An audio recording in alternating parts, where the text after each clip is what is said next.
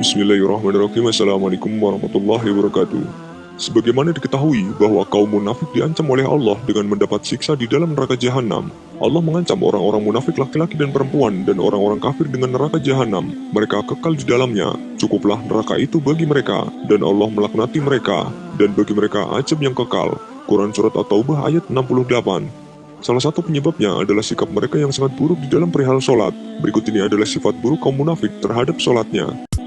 Yang pertama, merasa berat dalam mengerjakan sholat. Dari Abu Hurairah radhiyallahu anhu, sesungguhnya sholat yang paling berat bagi orang munafik adalah sholat isya dan sholat subuh. Seandainya mereka tahu keutamaan yang ada dalam kedua sholat tersebut, tentu mereka akan mendatanginya walau dengan merangkak. Sungguh aku bertekad untuk menyuruh orang melaksanakan sholat, lalu sholat ditegakkan dan aku suruh ada yang mengimami orang-orang kala itu. Aku sendiri akan pergi bersama beberapa orang untuk membawa seikat kayu untuk membakar rumah orang yang tidak menghadiri sholat jamaah. Hadis riwayat Bukhari dan Muslim. Yang kedua, tidak menghadiri sholat berjamaah.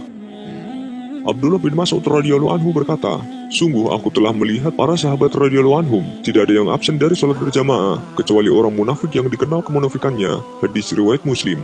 Abu Umar bin Anas meriwayatkan dari pamannya yang mempunyai persahabatan dengan Nabi Muhammad SAW. Ia meriwayatkan bahwa Nabi Muhammad SAW bersabda, "Orang yang tidak menghadiri keduanya adalah orang yang munafik." Maksudnya adalah sholat subuh dan sholat isya. Berkata Abu Bishr, maksudnya adalah tidak selalu menghadiri kedua sholat itu. Yang ketiga, mengakhirkan sholat asar saat matahari akan terbenam. Nabi SAW pernah menyebut sholatnya orang munafik. Dia secara sengaja menunda-nunda waktu sholat hingga mendekati berakhirnya waktu sholat. Dari Anas bin Malik radhiyallahu anhu, Nabi SAW bersabda, "Itulah sholatnya orang munafik, duduk santai sambil lihat-lihat matahari, hingga ketika matahari telah berada di antara dua tanduk setan, dia baru mulai sholat, dengan gerakan cepat seperti mematuk 4 kali, tidak mengingat Allah dalam sholatnya kecuali sedikit." Hadis riwayat Muslim dan Imam Ahmad. Yang keempat, sholatnya terlalu cepat seperti burung mematuk.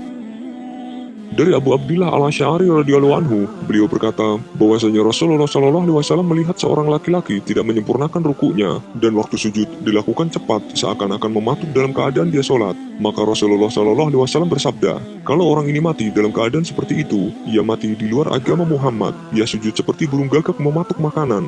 Perumpamaan orang ruku tidak sempurna dan sujudnya cepat seperti orang kelaparan makan sebiji atau 2 biji kurma yang tidak mengenyangkannya. Hadis riwayat Abu Ya'la, Al-Baihaqi dan At-Tabrani. Yang kelima, malas ketika mendirikan sholat.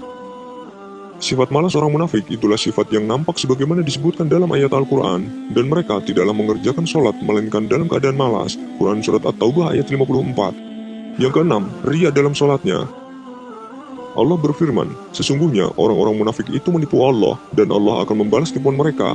Dan apabila mereka berdiri untuk sholat, mereka berdiri dengan malas. Mereka bermaksud ria dengan sholat di hadapan manusia, dan tidaklah mereka menyebut Allah kecuali sedikit sekali." Quran Surat An-Nisa ayat 142. Jika disimpulkan ada 10 tanda orang munafik di dalam sholatnya, yaitu yang pertama, merasa berat dalam mengerjakan sholat. Yang kedua, meninggalkan sholat isya dan sholat subuh. Yang ketiga, tidak menghadiri sholat berjamaah. Yang keempat, sengaja menunda-nunda waktu sholat. Yang kelima, mengakhirkan sholat asar saat matahari akan terbenam. Yang keenam, sholatnya terlalu cepat, seperti burung mematuk. Yang ketujuh, mencuri dalam sholat dengan tidak khusyuk. Kedelapan, malas ketika mendirikan sholat. Yang kesembilan, ria dalam sholatnya. Dan yang kesepuluh, tidak mengingat Allah kecuali hanya sedikit.